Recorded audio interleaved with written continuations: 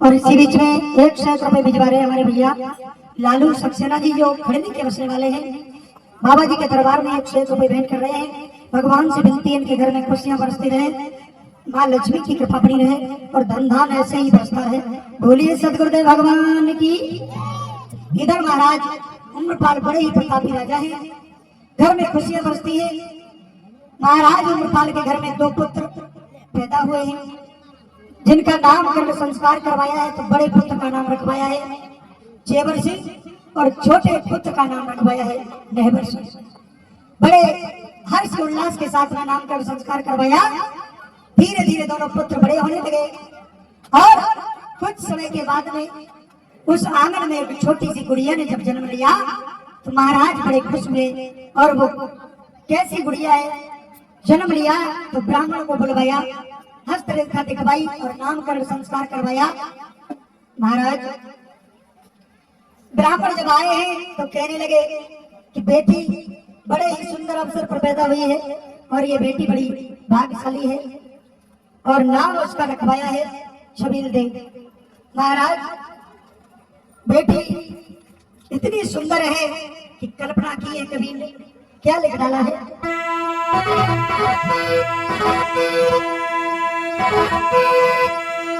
अरे वो तो फूलन की फूलवारी है,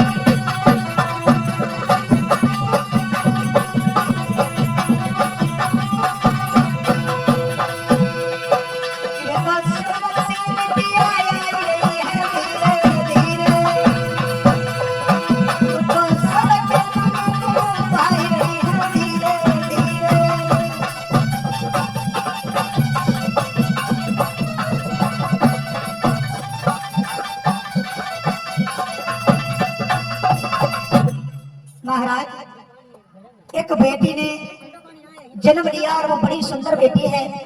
महाराज उम्रपाल अपनी बेटी को अपने प्राणों से ज्यादा प्रेम करते हैं और धीरे धीरे से वो बेटी बड़ी होने लगी।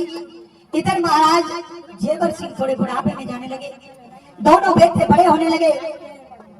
एक दिन का समय है, महाराज जेवर सिंह कहने लगे पिताजी हमें शिकार खेलने के लिए आज्ञा दे दो, हमें शिकार खेलने जाना है। तो कहने लगे बेटा अभी उम्र तुम्हारी छोटी है, थोड़े और बड़े हो जाओ। कहने लगे पिताजी अब हम बहुत बड़े हो गए, एक बार में आदेश दे दो। तो महाराज उम्रपाल कहने लगे ठीक है बेटा तुम चले जाओ शिकार खेलने के लिए, लेकिन शाम होने से पहले घर वापस लौट के आ जाना। बोले ठीक है महाराज। आदेश लेकर के और चले हैं। और इसी बीच में हमारे अरविंद सक्सेना भैया जो खरीदी के बचने वाले हैं, 1 रुपए बाबा जी के दरबार में भेज रहे हैं और भगवान से विनती है कि घर में धनदान की कमी न हो और घर में खुशियां बरसती रहे। देखते हैं अरविंद भैया के लिए एक लाइन।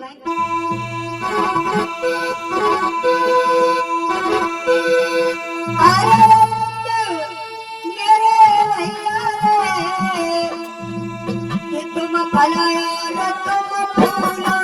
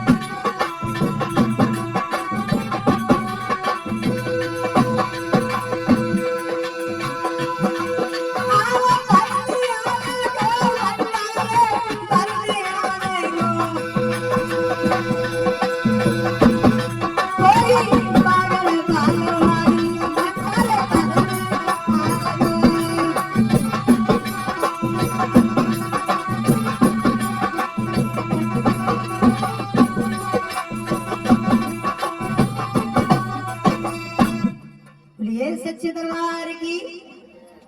इधर महाराज अपने पिता से आज्ञा लेकर के जेवर सिंह और शिकार खेलने के लिए चले। और कौन सी घटना हुई है महाराज, कौन सा पाप हो गया उस शिकार खेलने के चक्कर में खुद शिकार हो गए। देखते हैं आगे क्या हुआ। चले हैं महाराज जेवर सिंह शिकार खेलने के लिए।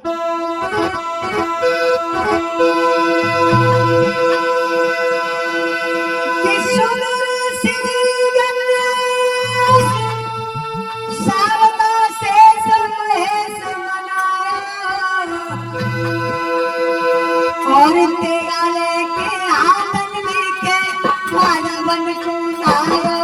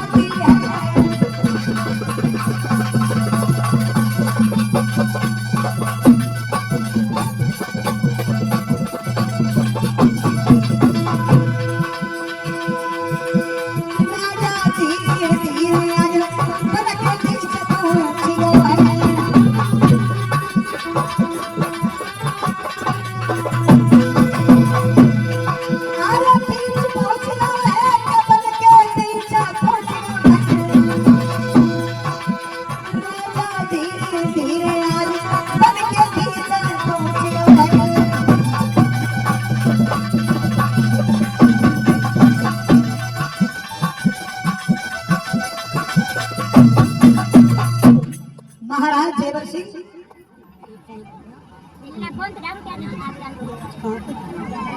और इसी बीच में 101 रुपए भेंट कर रहे हैं हमारे भैया श्रीमान कल्याण सिंह जी जो कन्नौज के बसने वाले हैं। तालियां बजा दो ऐसे बच्चों के लिए। बाबा के दरबार में जो लोग आते हैं उनके कष्ट कलेश सब दूर हो जाते हैं। कैलाश भैया जो कन्नौज के बसने वाले हैं 101 रुपए भिजवा रहे हैं।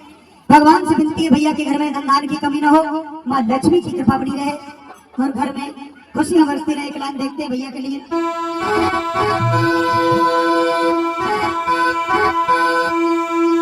अरे कैलाश भैया की बरनी है और गंगे सिर सभा में आए कन्नौज के ये बस भैया राखत माना प्रेम को आए।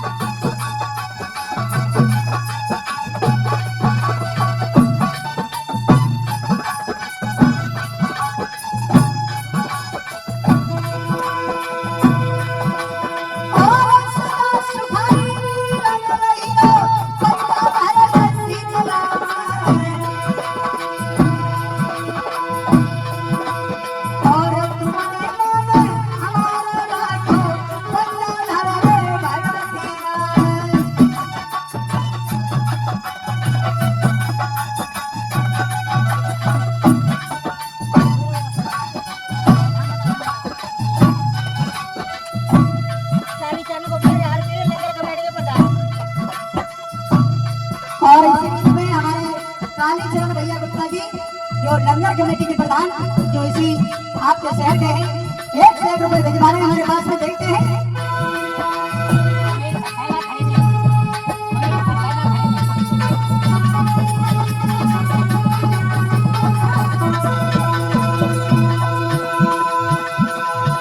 और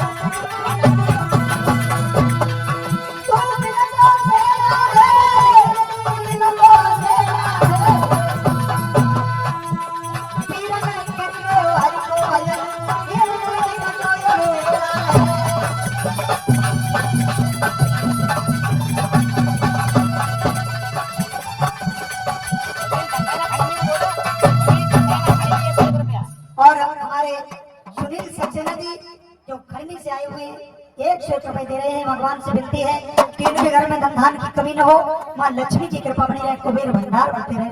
ये सदगुरुदेव भगवान की जय हो। देखते हैं कथा की तरफ। महाराज जयवर सिंह उस बाग में पहुंचे और देखा है इधर उधर नजर घुमाई तो एक सुंदर सा सरोवर बना हुआ है और उस सरोवर के पास में बड़ी सुंदर सुंदर छाए हैं, बड़े सुंदर सुंदर वृक्ष लगे हैं, फूल खिले हैं, भंवरे खिलौने कर रहे हैं, सुंदर सुंदर हवाएं चल रही है। क्या देखा महाराज, उस शीतल छाया में एक हिरणों का झुंड बैठा है। महाराज जेवर सिंह ने अपने कंधे से धनुष को उतारा और क्या किया है, क्या किया बेटा, तरकस से बाण निकाला और उस धनुष पर बाण को चढ़ाया है। जैसे ही बाण को चढ़ाया आंख सुनी तो सारे हिरण भाग गए, लेकिन वहां पर एक गर्भवती हिरणी थी उन हिरणों के बीच में, वो बेचारी नहीं भाग पाई। क्या हुआ महाराज? हाँ बेटा वो बताओ।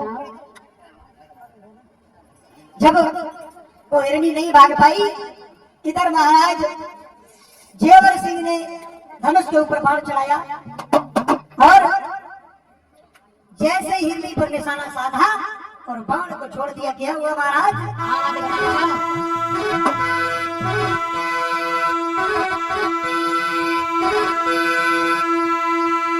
अरे तीनों है बाण छोड़े हिरणी के लगो है जाए।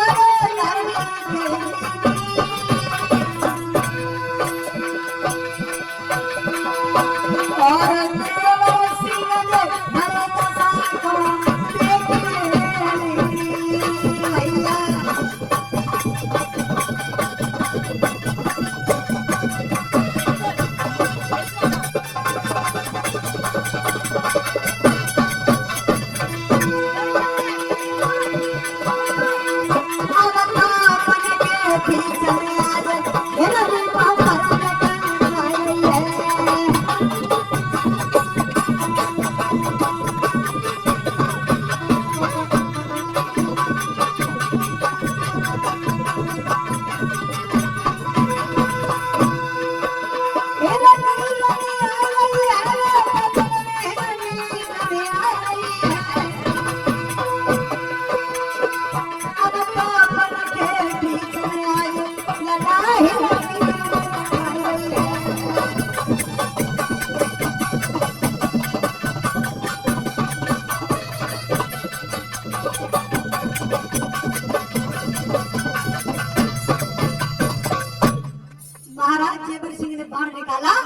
और सारे हिरण तो भाग गए। प्रवीण सक्सेना फरका आगे से हो गया। जब सब हिरण भाग गए, इसी बीच में प्रवीण सक्सेना जी की तरफ से 101 रुपए आ रहे हैं जो फरुखाबाद के बसने वाले हैं। महाराज जारवीर से विनती है, घर में खुशियां बरसती रहे, मां लक्ष्मी की कृपा बनी रहे और धन धान बने रहे और घर में खुशियां बरसती रहे। बोले जारवीर महाराज की जय हो। इधर किया हुआ महाराज, जैसे ही बाण उस हिरनी के लगा है जाकर के, हिरनी गर्भवती थी तो वो भाग नहीं पाई और जब बाण उसके पेट में लगा जाकर के पछाड़ खा के गिर पड़ी और जब पछाड़ खाकर वो हिरनी गिरी है तो कहने लगी, हे राजन, हमने तुम्हारा क्या बिगाड़ा था जो तुमने हमारे उधर में ये बाण मार दिया।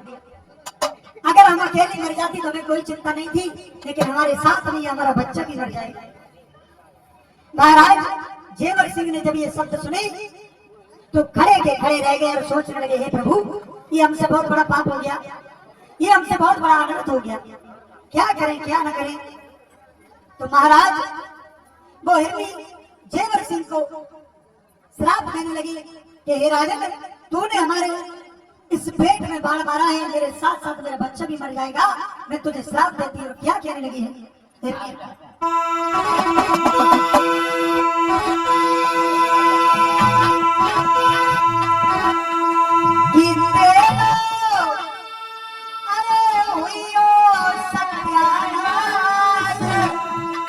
और यह धर्मी कहाँ बिगाड़ो मेरे तेरो।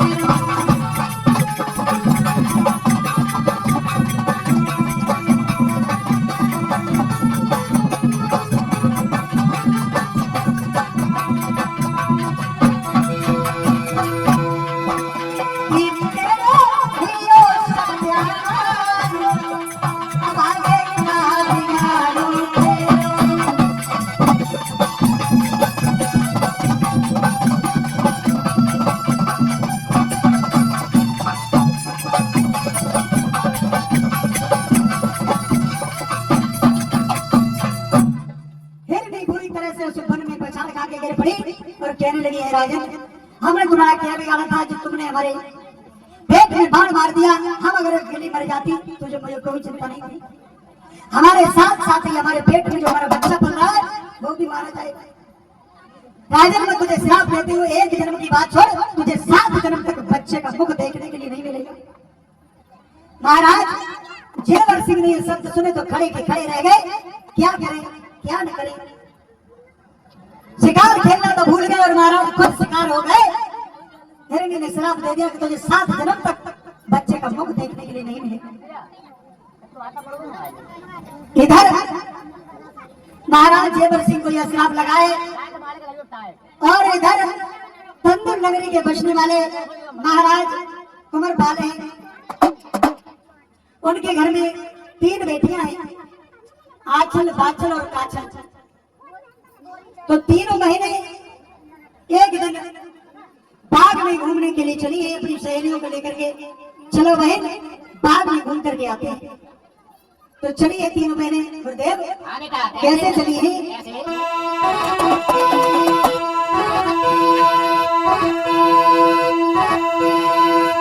अरे 3 बहने और बाग में घूमने चली भाई।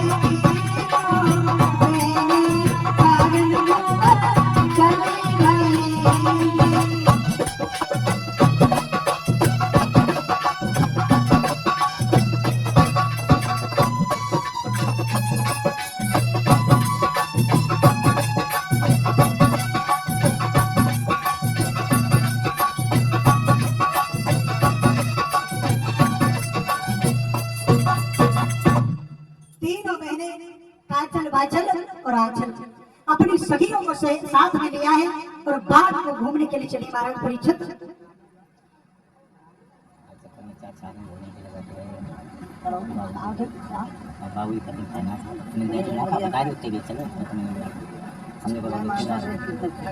महाराज उस बाग में जब पहुंची सहेलियों के साथ में 3 बहने, तो क्या किया है महाराज, जब बाग के अंदर पहुंची तो बड़े बड़े सुंदर पुष्प खिले हैं बाग में, बड़ी सुंदर क्यारियां हैं और क्यारियों के ऊपर भंवरे किरोले कर रहे हैं, इधर छोटी छोटी बूंदें पड़ रही है, बड़ी मस्त हवा चल रही है।